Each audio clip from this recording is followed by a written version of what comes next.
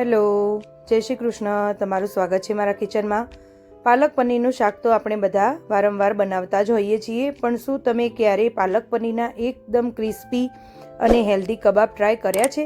એ પણ એકદમ ઓછા તેલમાં અને એર ફ્રાયરમાં. જો તમે વેટ લોસ કરી રહ્યા હોય કે સાંજના નાસ્તા માટે કંઈક હેલ્ધી અને ટેસ્ટી શોધતા હોય તો આ રેસીપી તમારા માટે બેસ્ટ છે.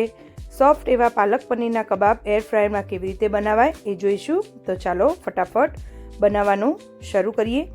નાસ્તા માટે કંઈક હેલ્ધી અને એવું ખાવું હોય તો આ બેસ્ટ છે. તો તેના માટે પાલક ધોઈ અને સાફ કરી અને એકદમ ઝીણી સમારીને લઈ લીધેલી છે. હવે તેમાં 50થી 60 ગ્રામ જેટલું પનીર લીધેલું છે. આ પનીર મેં ઘરે બનાવેલું છું. તેની લિંક તમારે જોઈતી હોય તો હું ડિસ્ક્રિપ્શન બોક્સમાં આપી દઈશ, તમે ત્યાં જઈને જોઈ શકો છો.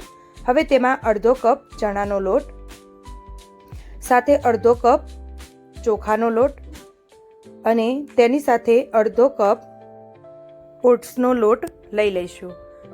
હવે તેમાં આદુ અને મરચાંની પેસ્ટ ઉમેરીશું. આદુ મરચાંની પેસ્ટ તમે તમારી ક્વોન્ટિટી પ્રમાણે લઈ શકો છો. હવે તેમાં દેખાવ માટે ખાલી થોડા તલ એડ કરીશું, સ્વાદ અનુસાર મીઠું, એકદમ થોડીક એવી હળદર, 1 ચમચી ધાણા જીરું પાવડર, 1 ચમચી લાલ મરચું પાવડર, પિંચ જેટલો ગરમ મસાલો, આમચૂર પાવડર અડધી ચમચી લઈશું. હવે બધું જ આપણે મિક્સ કરી લેવાનું છે.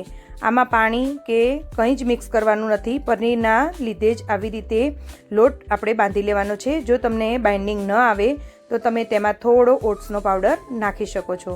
તો હવે તમે જોઈ શકો છો સરસ એવું બાઇન્ડિંગ આવી ગયું છે અને હવે તેના આપણે નાના નાના કબાબ બનાવીશું. તો આજે મેં એકદમ નાના મિની કબાબ બનાવીને તૈયાર કર્યા છે. તો હવે આ લોટને આપણે સરસ એવો બાંધી લીધો છે.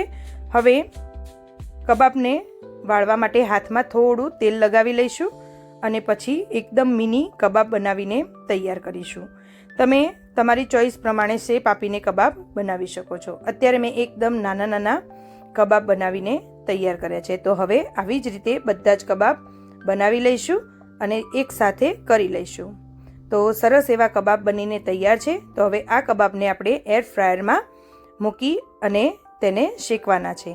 તો હવે પહેલાં એર ફ્રાયરમાં બધા જ જેટલા આપણે અંદર સમાય એટલા આપણે મૂકી દઈશું. ફ્રેન્ડ્સ, તમે મારી રેસીપી કઈ સિટી અને કયા સ્ટેટમાંથી જુઓ છો તે મને એકવાર કોમેન્ટ જરૂરથી કરજો. અત્યારે જો મેં આ કબાબ માટે જે વડા બનાવ્યા છે એ કબાબની સાથે જ મેં તેનું શાક પણ બનાવવાની કોશિશ કરી છે. તે તમે મારા આગળના વિડીયોમાં જોઈ શકો છો. હવે ઓઇલ ફ્રી બનાવ્યું છે એના માટે મેં આમાં અત્યારે ઓલિવ ઓઇલનો ઉપયોગ કરેલો છે. તો હવે બ્રશની મદદથી બધા જ કબાબ ઉપર આપણે ઓલિવ ઓઇલ લગાવી લઈશું. હવે તેને એર ફ્રાયરમાં મૂકી દઈશું. હવે એર ફ્રાયરમાં મૂકી અને પછી આપણે તેને સેટ કરીશું. હવે મૂક્યા બાદ હવે 180 ડિગ્રી પર 20 મિનિટ માટે આપણે તેને મૂકી દેવાનું છે અને પછી વચ્ચે એકાદ વાર ચેક કરી લેવાનું છે. તમારે જો વધારે ક્રિસ્પી કરવા હોય તો પણ કરી લેવા અને ઓછા કરવા હોય તો પણ કરી લેવા. તો સરસ એવું થઈ ગયું છે અને હવે આપણા એકદમ સરસ એવા ક્રિસ્પી કબાબ બનીને તૈયાર છે. તો ચાલો હવે તેને સર્વ કરી લઈએ. તો તૈયાર છે આપણા ગરમા ગરમ ટેસ્ટી અને healthy air fryer palak paneer કબાબ. જોયું ને, ફક્ત થોડી જ મિનિટમાં અને કોઈ પણ ઝંઝટ વગર આ કેટલા મસ્ત ક્રિસ્પી બન્યા છે. અને તમે આ ગ્રીન ચટણી કે સોસ સાથે એન્જોય કરી શકો છો. તમને રેસીપી કેવી લાગી તે જરૂરથી કહેજો. નવી રેસીપી સાથે ફરી મળીશું. ત્યાં સુધી આવજો.